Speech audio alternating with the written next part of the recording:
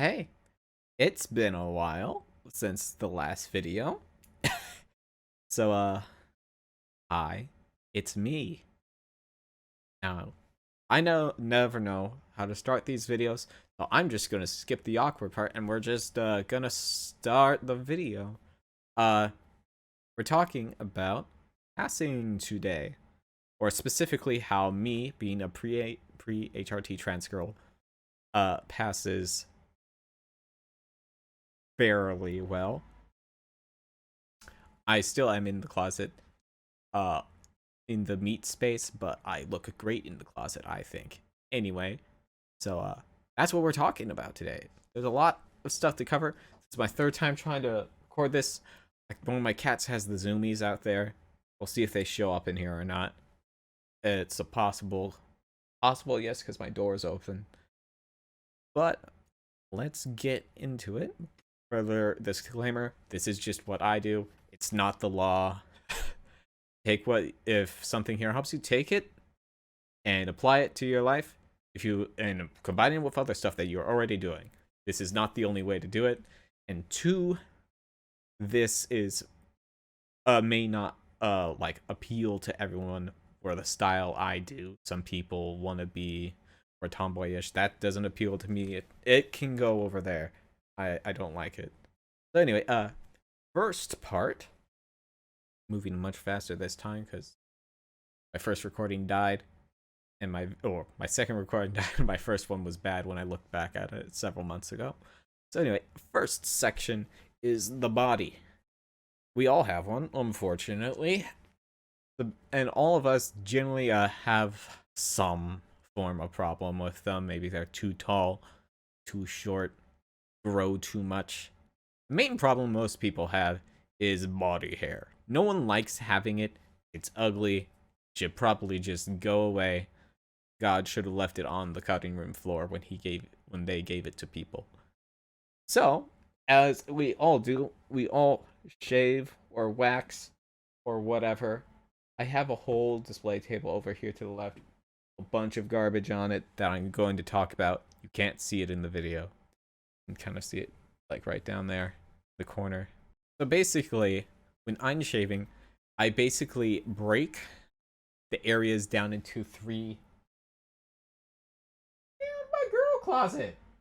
My God, my cats are terrorists. So I break my shaving zones basically into three separate places. We've got face. It gets its own razor. Which I'll try to find my razor. Where is it?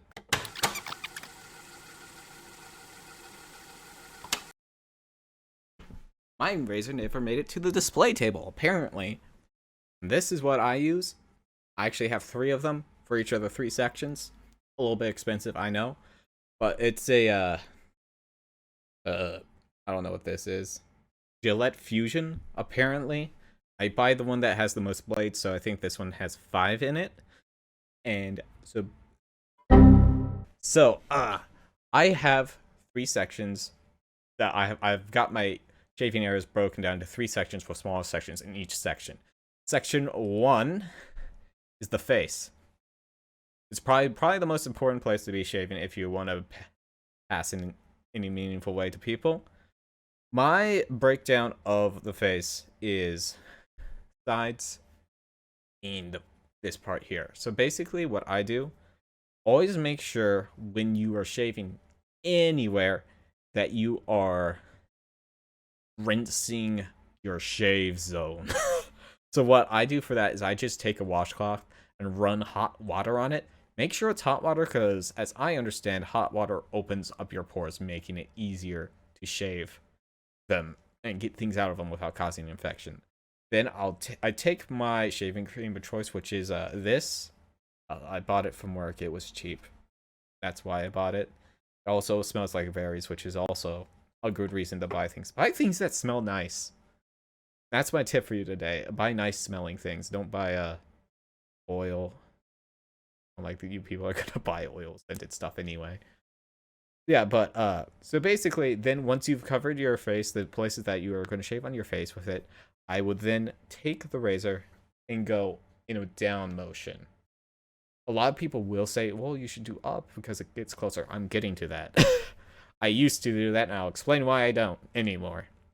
So basically, you go all along the face, going down. Rinse out your razor regularly, just so it can keep fine. Once you've gone through everywhere and gone down, all across your whole shave zone, then you will go back, and then you will go up. Only place I don't go up is right here on the jaw because it's very like lumpy, for lack of a better word. So it's a lot easier to get cuts. So I don't do it there, and it doesn't really matter. Now, the main reason why I used to always go against the grain first, always be against the grain, because it got you a closer shave. It also got you a closer cut in your face. I got cut on my face so much that I just stopped doing it and started doing it this way, and it's been working out way better for me. And that was my first shave zone. Shave zone 2 is what I call body, which I do in this order: arms, chest, the down zone, and butt. It's kind of hard to see from here, but that is the area that is covered by my second razor. And I do the same procedure. So rinse warm water all up and down arm and underarm. Apply the shaving cream, and then shave it. This time I do it all against the grain because it's not a problem. Against the grain is when you look at the direction that your hair is pointing. So you'll have a hair, it's pointing this way.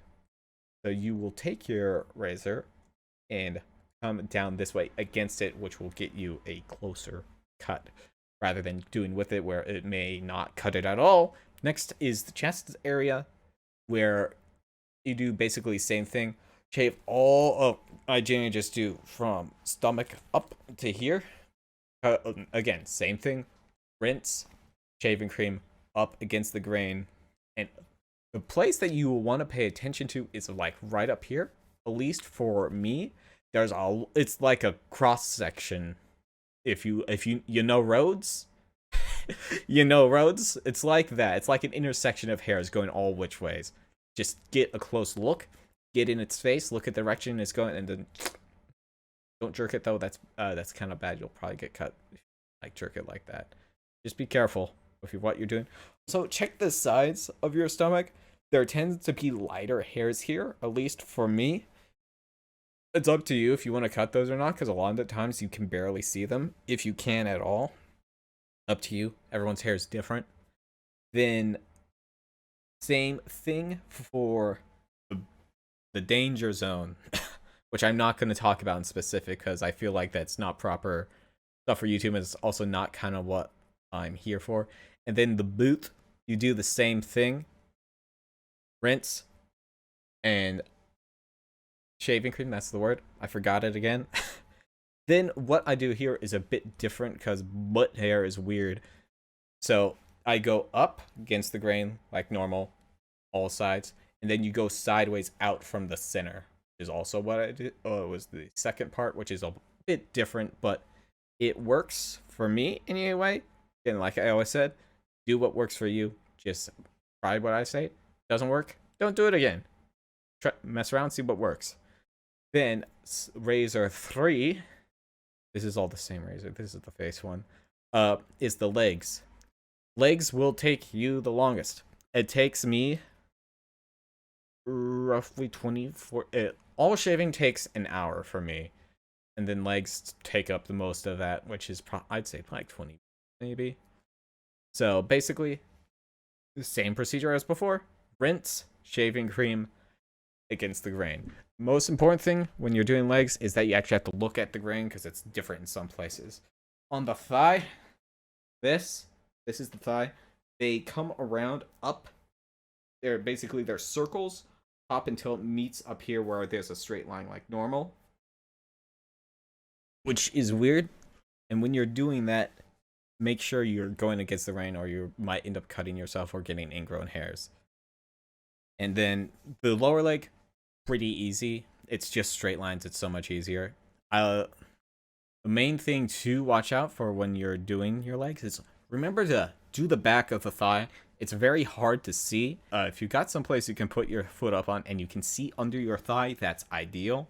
Generally, when I'm in my bathroom, I will just put my leg up here and bend down and look at the underside.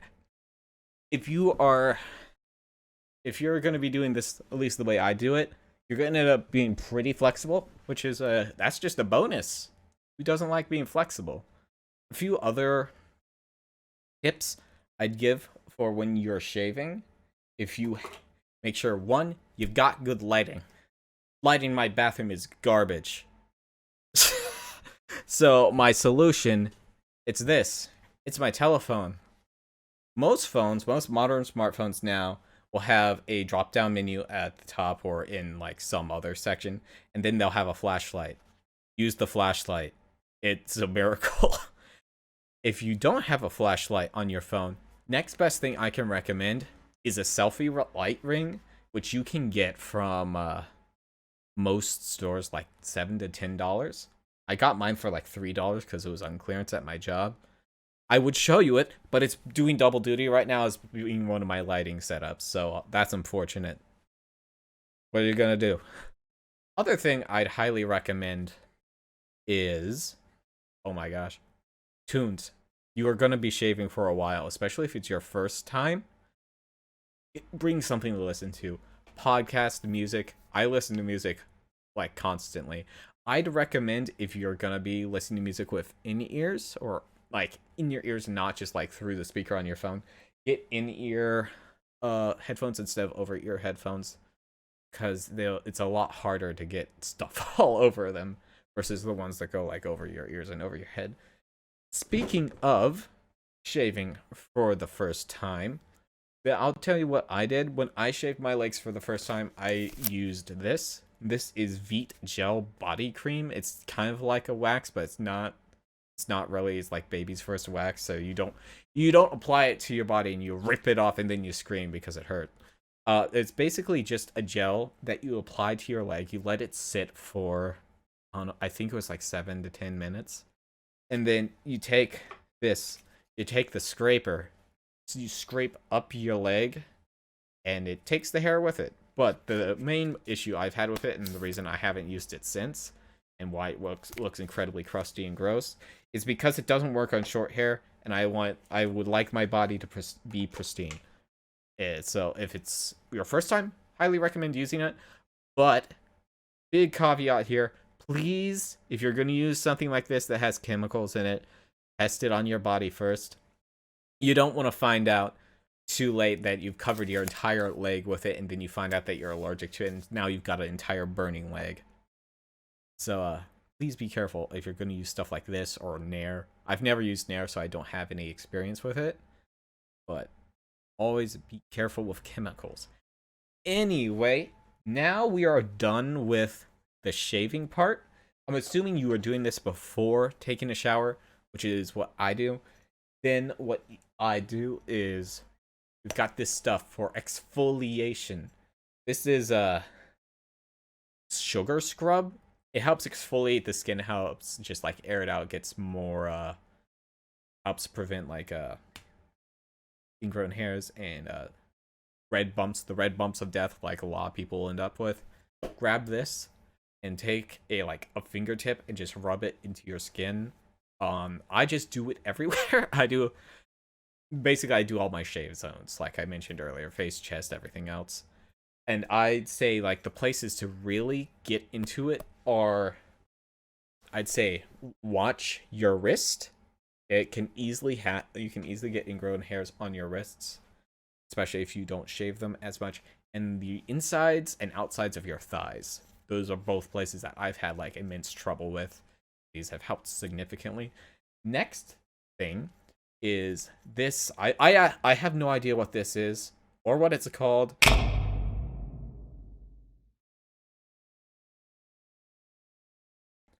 And then next, once you're done, always for skincare, one of the most important things in shaving is moisturize. I didn't moisturize for a long time and it caused several problems. What you are going to want to do is after you've shaved, after you've gotten out of the shower, dried off, You want to take this and rub it in everywhere that you shave, because shaving tends to demoisturize your body, which helps and grows. Hairs happen. We don't want that. They look bad. They are not aesthetic. So, and also you do want to do this like every day too, if you can. At least every 2 days. Just try to make a habit of it. Get in there, get the cream in. It'll help you immensely. It looks. Last thing for the body section, which is I couldn't find like a good place to this in. Like you may have noticed, like I mentioned earlier, I'm pre-HRT, which means I don't have the amount of estrogen that I want. But you also may notice this. These are fake. Now, I'm going to talk about how I do these now and how I used to do them. This is what I do now.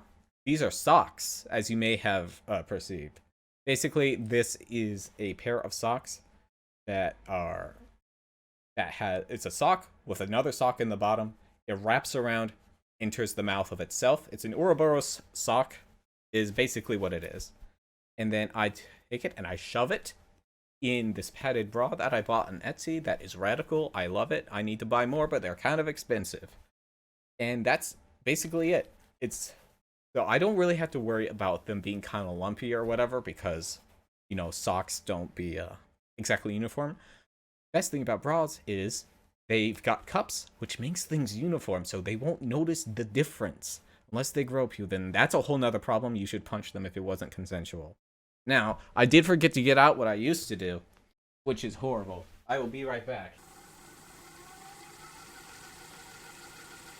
This is what I used to do. This is bad.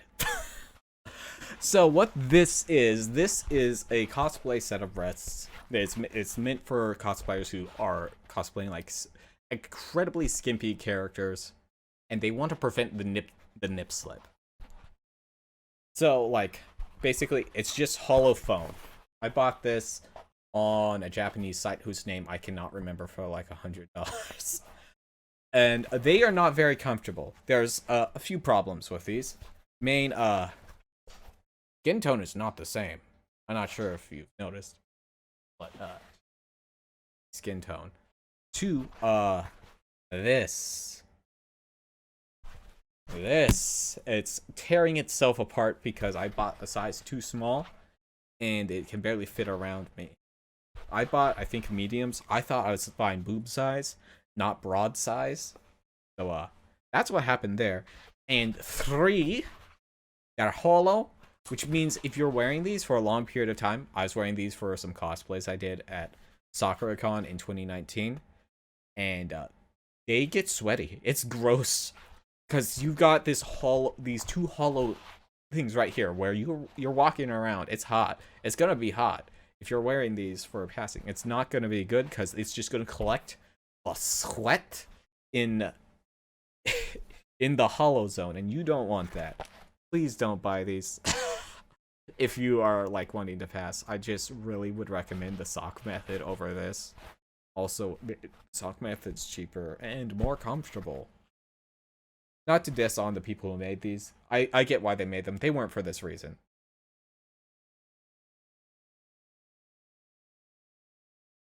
Anyway, that's the end of that section.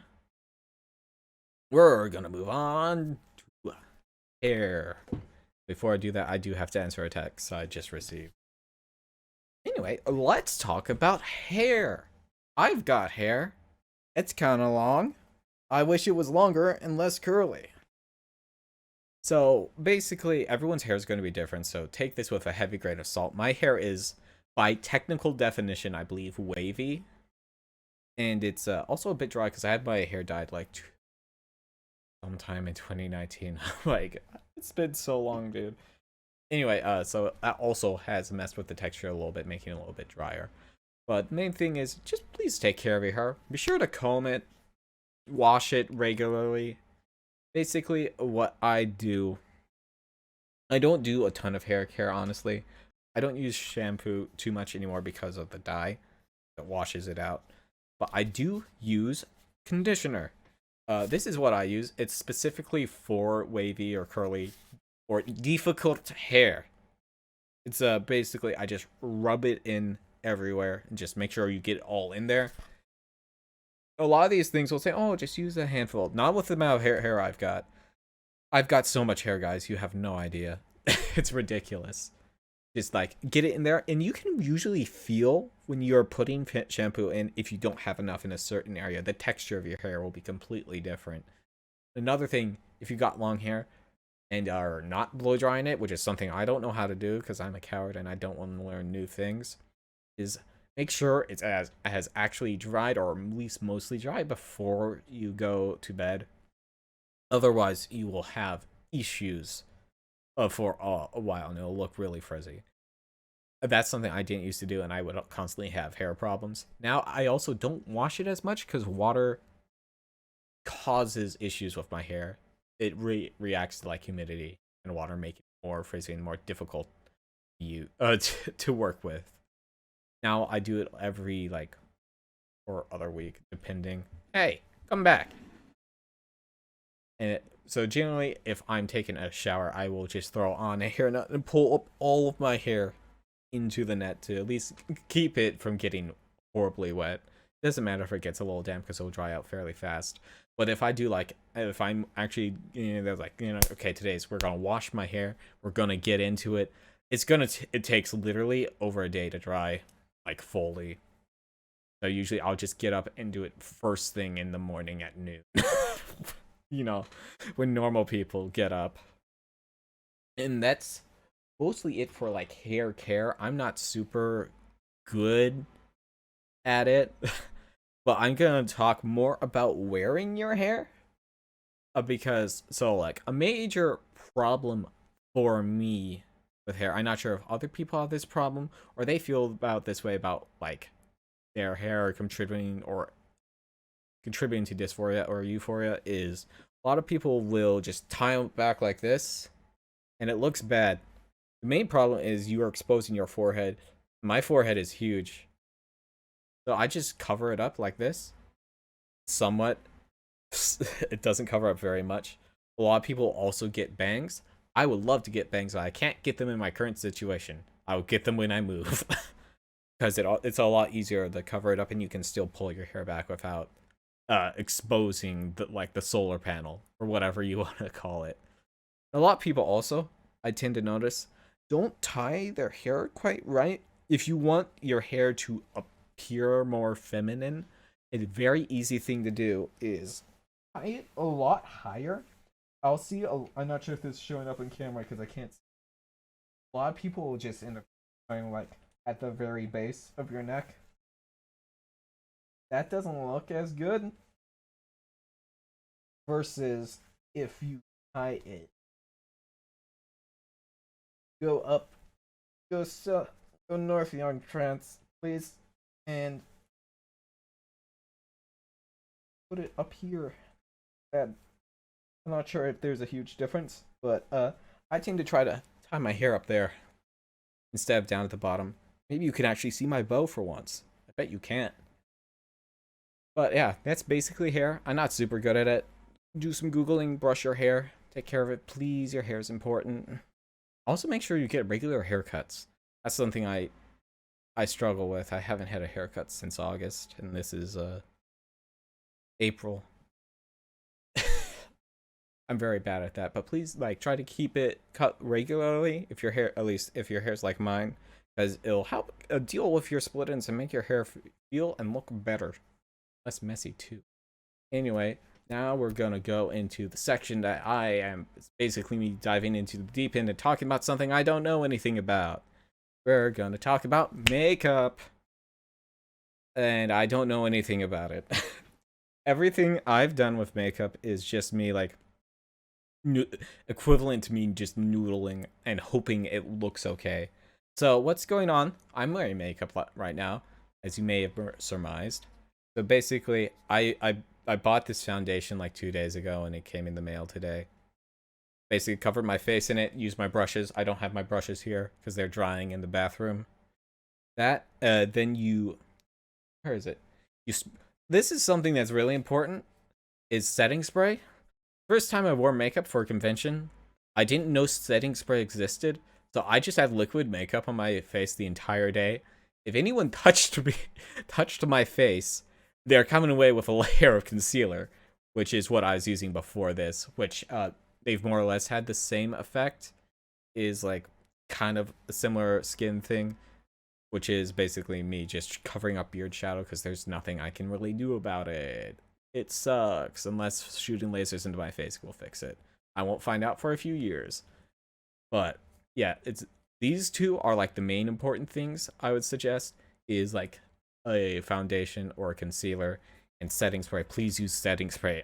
I cannot stress this enough. Setting spray is important. Then for some extra stuff I've got mascara.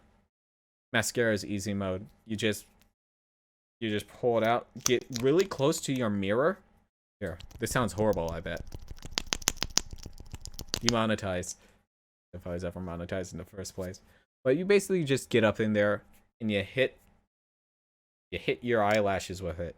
I don't know if you're supposed to do the bottom eyelashes, but I'm too much of a coward to try because every time I've done it, I've poked myself in the eye and it sucks. Ugh. And then one other thing, this is also something I got today and that's new for me. It's a lip gloss. I've worn lipstick once, and I was bad at it. I don't think I did it right. And I wasn't super happy with how it looked. It was a bit too loud. This is lip gloss that I bought with my concealer. And it's just basically a nice clear layer that just makes your lips shine a bit more. Which is kind of something I was more going for. I've also seen online like there's like Dr. Pepper Dr. Pepper lip gloss, and I'm not sure if I want to buy that to find out what's in it or not, but I'm very curious about it. And I would love to know more. But yeah, that's basically my makeup stuff. I don't do a lot with it. I'm too scared to learn goth makeup, even though my aesthetic borders on it at some points. But next, we're going to something I really like. Clothes. I buy a lot of clothes. Clothes are great. So, first section here is picking clothes.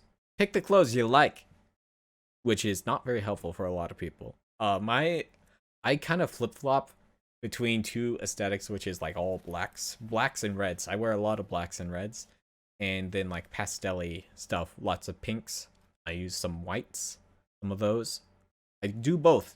They're both great. I love them both. It's kind of hard to combine them. But like picking clothes is great. I buy almost all my stuff off Amazon or like other websites. I buy all of my clothes online unless I've like inherited them. I inherited this jacket from my sister. She doesn't know that I'm trans yet, so that's gonna be cool when she finds out. Yeah, but all my clothes I buy online. I buy my shirts online also. So generally when I'm buying shirts, well, we can do this because this is something interesting. You're buying a girl cut shirt, like I always buy girl cut shirts.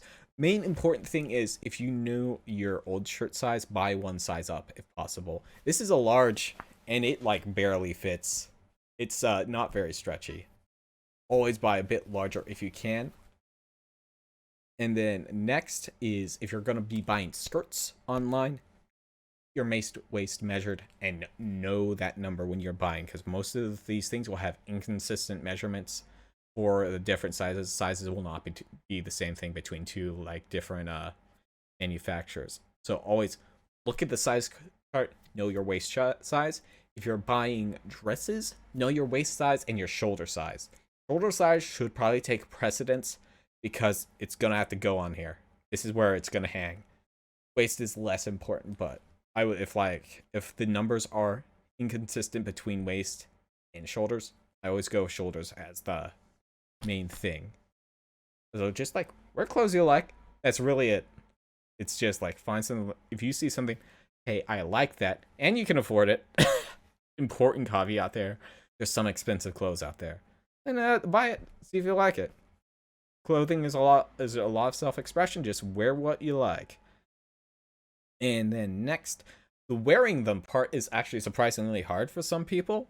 This is something that took me a long time to learn, specifically for skirts, because I wear a lot of them, because skirts are great. They're the bee's knees. So basically, we're gonna have to scooch back to do this because you need to see my lower torso. It's kind of hard to tell because everything's black, but you a lot of people that when they're first starting out will wear their skirts down here because that's where they would put pants. This makes your torso look incredibly long, which is, at least for me, is kind of a source of dysphoria. So if you wear them up here at, let's see, at your waist, where most skirts are supposed to be worn, they'll make your waist look a lot shorter. If you can, tuck in your shirt. I'm not doing this right now because this one is like a graphic tee and it goes all the way down. So what I do for this, for when they're like this, is I get a hair tie back here and I tie like the extra bit of shirt so it's a bit more tight and line it up with the hem right here. Wear it over that so it'll make your waist look less long. And that's a big part of it, is just making things look bigger or smaller than they actually are. Last thing, where's my cat again, is accessories. I don't wear a ton of accessories. I don't have my ears pierced. I don't wear rings or necklaces either, really. I have one or two, but they don't come out super common. The main thing I do wear is chokers, because chokers are cool as long as they fit, and I can't find the latch for this one. One of the main reasons you want to wear chokers, especially if you're a trans, is this bastard right here. Wearing chokers, supposedly anyway, distracts from its existence because it's something a lot more like noticeable around your neck. So, like, say someone looks at my neck, are they gonna notice the bastard or the or the choker first? Most likely the choker, because it's just like color contrast against my incredibly pale skin versus the neck bulge. Chokers are good. I like them a lot. Just make sure a very popular one, which I own. Let's see if I can find it. Very popular. A very popular choker with people who, when they're first coming out, generally younger people, is this. It's cute, I guess. Main problem is when you put it on, a lot of the times it will clip up into here and it will be really uncomfortable. Just a warning, if you're considering buying one of these ones that got as like the heart in the center, I personally don't recommend it, which is unfortunate because it looks pretty nice.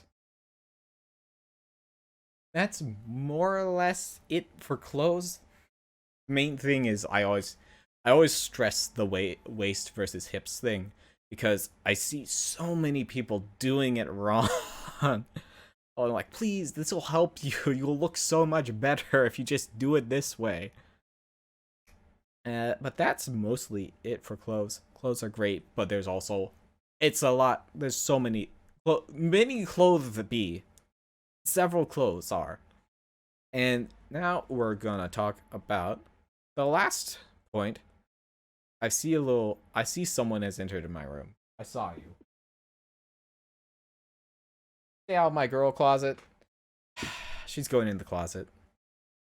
That's unfortunate. Now I'm gonna talk about voice, which is basically the bane of like almost any trans person's existence. Because most people identify gender based on voice if they can't go based on appearance. Because, for example, people will also judge gender based off hair. I get mammed at work a lot, and then they immediately change as soon as they hear me speak. It's unfortunate. I'm also not out in real life, so makes me sad every time. So, basically, the thing with the voice is it's honestly not that hard to move. Most people just don't really work on their voices that much if you're not into like singing or acting or anything of that like once you actually learn to move around your voice, it becomes so much easier. Like, I can just go up here anytime I want. It's not that hard.